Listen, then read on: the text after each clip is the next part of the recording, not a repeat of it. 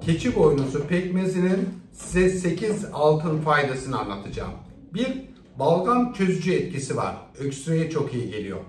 2. Çok miktarda polifenoller içeriyor. Bunlar çok kuvvetli antioksidan. Bu nedenle bağışıklığınızı çok artırıyor.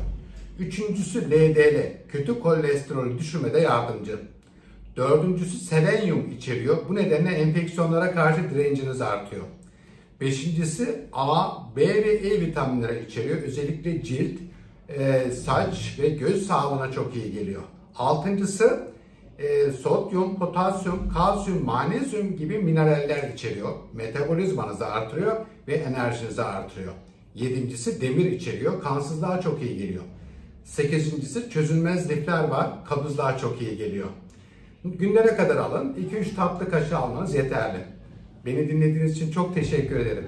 Lütfen bu bilgilerin yayılması için beğen tıklamayı, yorum yazmayı unutmayın. Kendinize iyi bakın. Sağlıcakla kalın.